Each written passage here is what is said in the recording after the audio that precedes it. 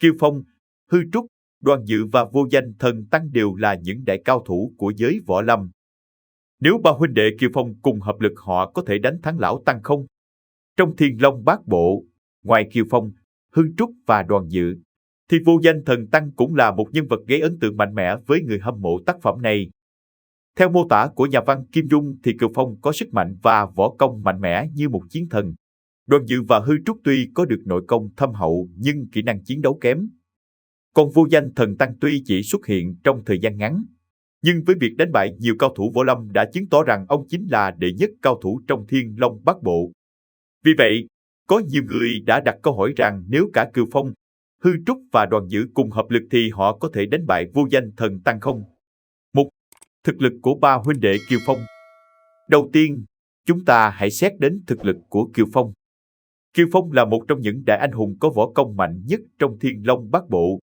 Kiêu Phong có năng khiếu bẩm sinh với võ học, thân thủ cao cường và nổi tiếng với môn võ công Hàng Long Thập Bát Chưởng. Anh ta là người duy nhất sử dụng Hàng Long Thập Bát Chưởng đến độ xuất chiêu thần tốc. Kình phong bắn xa tới 10 trượng, lực như một cơn sóng thần khiến cho nhiều cao thủ đương thời phải khiếp sợ.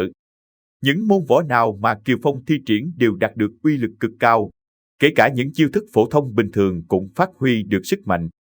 Chàng khi gặp những đối thủ có nội công thâm hậu hơn, chiêu thức biến hóa hơn vào lúc quyết định sinh tử thì chỉ với một chiêu, nửa thức, đã lật ngược được tình thế, khiến đối thủ tuy bại trận nhưng phải tâm phục, khẩu phục. Về nhị sư huynh Hư Trúc, chàng vốn xuất thân là một tiểu hòa thượng có võ công thấp kém, nhưng sau rất nhiều kỳ duyên mà có được một thân võ công thượng thừa.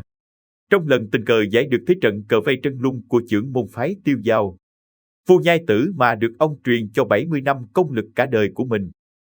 Sau đó, lại một lần nữa Hư Trúc được Thiên Sơn Đồng Lão và Lý Thu Thủy trước khi chết truyền cho nội lực cả đời của mình. Như vậy, Hư Trúc đã có được nội lực vô cùng thâm hậu của ba đại cao thủ của phái Tiêu Dao và trở thành một trong những cao thủ hàng đầu võ lâm. Tương tự như Hư Trúc, Đoàn Dự cũng là một nhân vật có được võ công thượng thừa một cách tình cờ.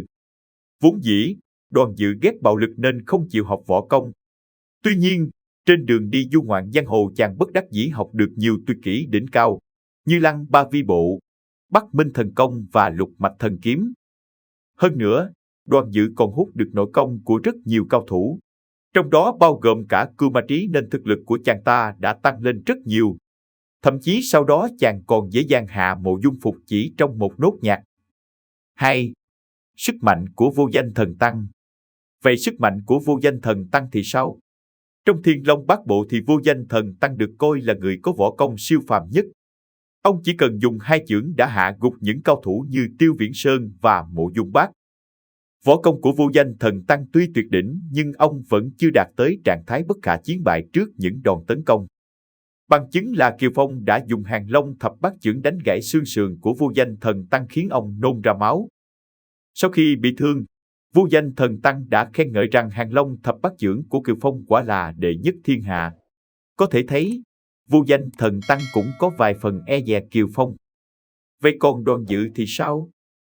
Kiêu Phong từng nói rằng Lục Mạch Thần Kiếm của Đoàn Dự cũng là một trong những môn võ công mạnh nhất cùng với Dịch Cân Kinh. Nếu như Đoàn Dự chăm chỉ tu luyện thì anh ta có thể trở thành đại cao thủ của môn võ công này. Và Lục Mạch Thần Kiếm của anh ta có nhiều khả năng đã thương được Vô Danh Thần Tăng. Về phần Hư Trúc, nói không ngoa rằng dựa vào các tuyệt kỹ thượng thừa của phái Tiêu Dao và nội lực hơn 200 năm thì anh ta cũng có thể chiến đấu với Vô Danh Thần Tăng. Do đó, nếu Kiêu Phong, Hư Trúc và Đoàn Dự nếu tỷ thí cùng Vô Danh Thần Tăng chắc chắn sẽ không thua. Bởi họ đã có người đánh cận chiến là Kiêu Phong, Đoàn Dự tấn công và Hư Trúc hỗ trợ. Chưa kể họ đều là những người có tiềm năng vô hạn. Càng đánh càng mạnh nên cơ hội đánh thắng là rất cao. Video của chúng tôi đến đây là kết thúc. Cảm ơn tất cả các bạn đã quan tâm tới xe hay V88 và theo dõi video của chúng tôi. Đừng quên like, share và đăng ký kênh nhé. Đặc biệt đừng quên bật chuông để theo dõi những video nhanh nhất. Một lần nữa xin cảm ơn tất cả các bạn.